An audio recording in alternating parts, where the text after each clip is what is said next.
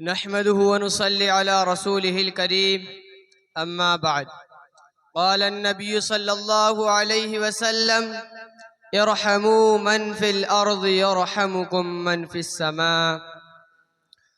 حائل ہیں محبت میں نفرت کی جو دیواریں، حائل ہیں محبت میں نفرت کی جو دیواریں، احساس مروت کے پھولوں سے سجا ڈالو، انسان کی محبت کے خود نقش ابھر آئیں، تہذیب و تمدن کی ایک ایسی بنا ڈالو۔ صدر محترم، بوقار اساتذہ کرام، حکم صاحبان، اراکین بزم، میری تقریر کا موضوع مذہب اور انسانیت ہے۔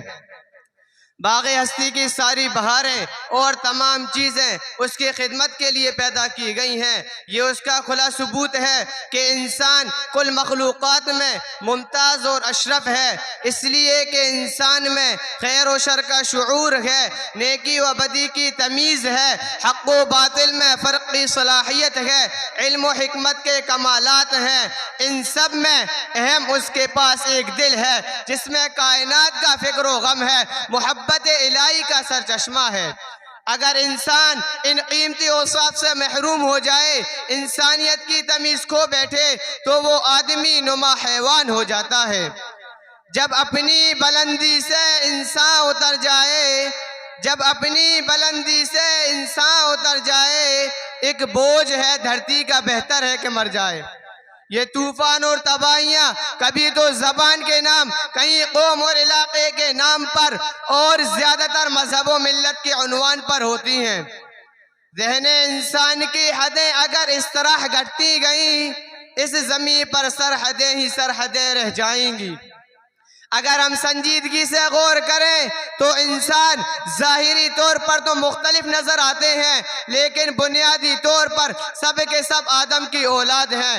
یہ زبان اور علاقے تو پہچان اور تعارف کا ایک ذریعہ ہے۔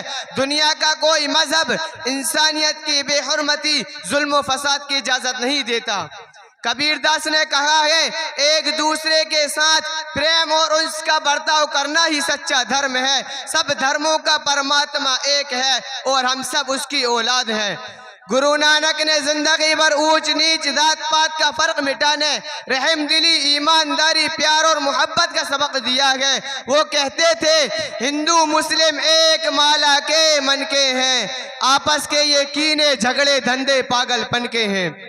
حضور پاک صلی اللہ علیہ وسلم نے ارشاد فرمایا، تمام مخلوق اللہ کا کنبہ ہے، مخلوق میں پسندیدہ اللہ کے نزدیک وہ ہے جو اس کے بندوں کے ساتھ عمدہ سلوک کرتا ہے۔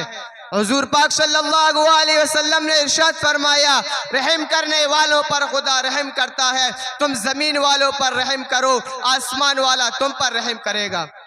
کسی شاعر نے کیا خوب کہا ہے، آشتی دل بستگی آپس کی بھائی چارگی، آشتی دل بستگی آپس کی بھائی چارگی، دل نوازی دوستی ہر دھرم کا پیغام ہے، پیروں کا پیغمبر کا اوتاروں کا کہنا ہے یہی، نام پر مذہب کے لڑنا بزدلوں کا کام ہے۔ ملت اسلامیہ کے نوجوانوں، اگر ہم نے انسانیت کو اپنا کر وقت کے تباہ کن دھارے کو موڑنے کی کوشش نہیں کی، ایک دوسرے کو الفت، پیار و محبت کا سبق نہیں دیا، تعصب، ظلم اور فساد کا طریقہ اپنائے رکھا، انسانیت اسی طرح کچلی جاتی رہی، بن کھلے پھولوں کو اس طرح مسلا جاتا رہا، تو وہ دن دور نہیں جب ہمارا انجام انتہائی دہشت ناک ہوگا اور کوئی ہمارا پرسان حال نہ ہوگا۔ اشرف المخلوق کہلاتے ہو یوں تو تم مگر، اشرف المخلوق کہلاتے ہو یوں تو تم مگر، آج تک انسانیت کا کیوں لہو پیتے رہے، کاش جی سکتے کبھی انسان بن کر دھر میں، تم فقط ہندو مسلمان بن کے ہی جیتے رہے۔ وما علینا الا البلاغ۔